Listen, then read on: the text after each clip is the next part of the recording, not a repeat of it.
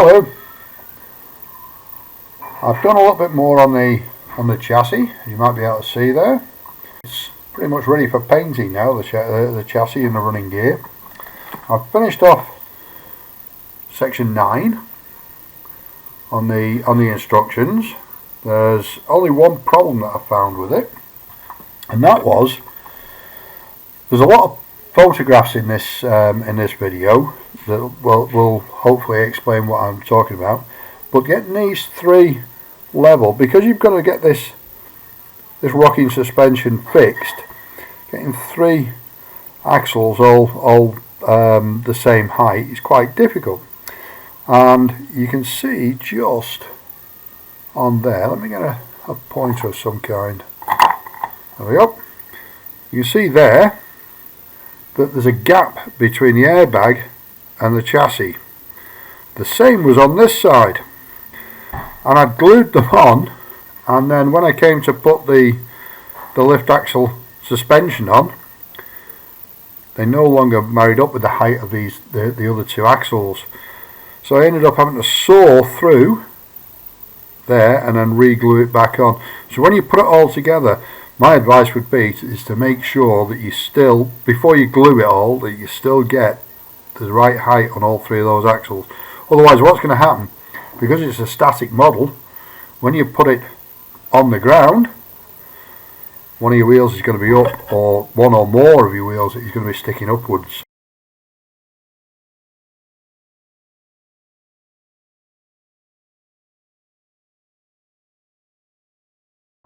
As I say, there's not much that's been difficult on that. All went together fairly easily. What did we do?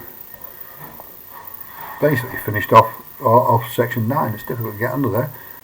Got the whole thing finished. Put the front axle on, put the prop shafts on. Obviously put the axle together. Then we went to section 10, 11, 12 and 13, which are a little more difficult because there's a lot of PE in there. This piece here was quite difficult to put together, and it's not clear exactly where it goes to. But what it does is, on the diagram, it looks as though it goes into a hole at the side there on the instructions, but it doesn't. What it does is it comes up. I don't know if you can see that. It comes up through the back there and goes across as though it's going to go into the cab, which is where it would go if it was connected to the actual steering gear.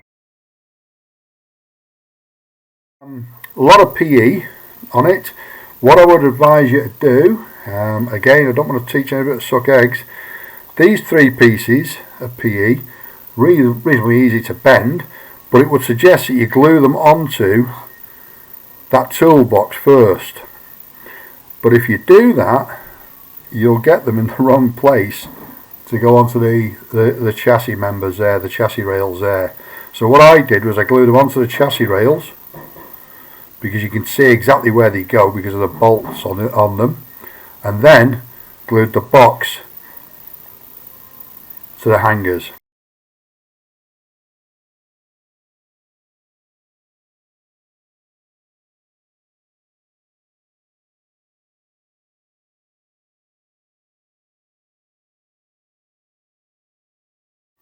Everything else there was fairly easy, to be fair. The steps on here, brass steps, again easy to bend, easy to fix on, no problem at all. There are little markers on the tanks where you position them. I then went on to assembling the wheels, which is 14, 15, 16, and all the wheels on this are different. There's only one little problem with it. These two pieces here, F32, are both marked F32. However, when you look at the sprue, they're F33, 32 and 33. So they're different on the sprues to what they are on here. Shouldn't cause you a problem. You know, once you look at it, it's blatantly obvious which goes where. I put all the brakes on because I'll paint them all at the same time. and it's all fairly easy, goes together fairly easily. There's no great shakes with it at all. Fair bit of trimming and fettling and filing on the wheels to get them exactly the way you want them, all nice and smooth and all nice and fitted in.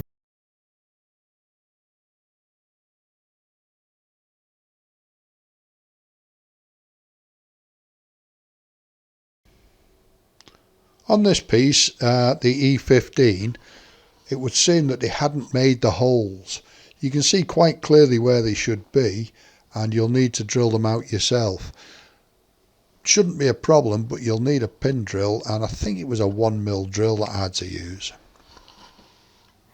I've also done a little bit more.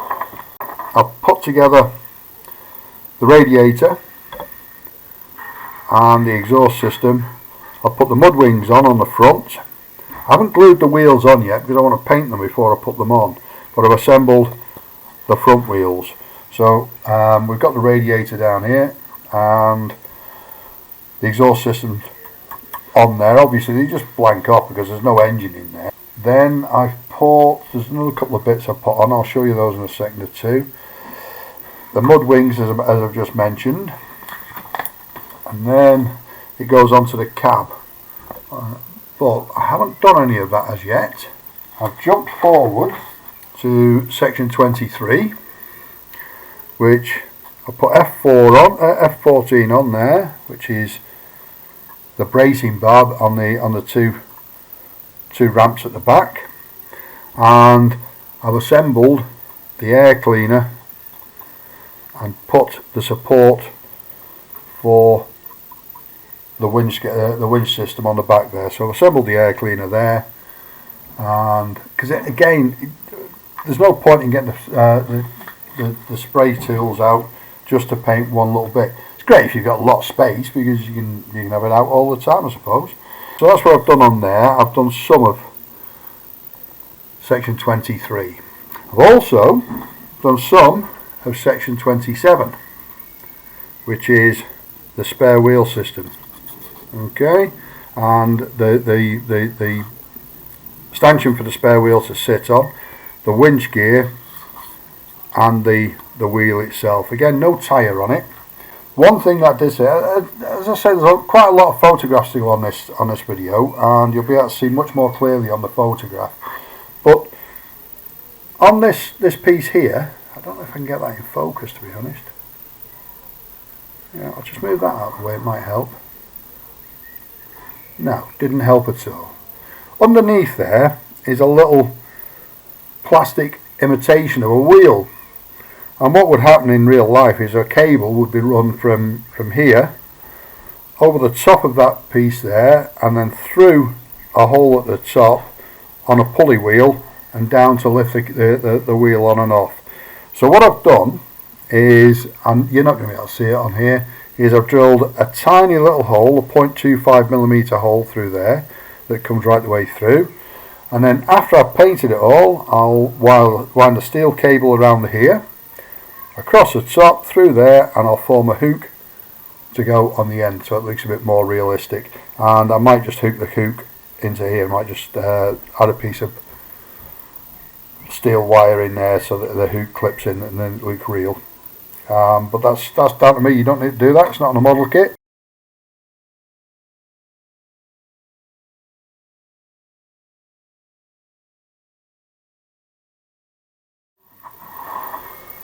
Entirely up to you.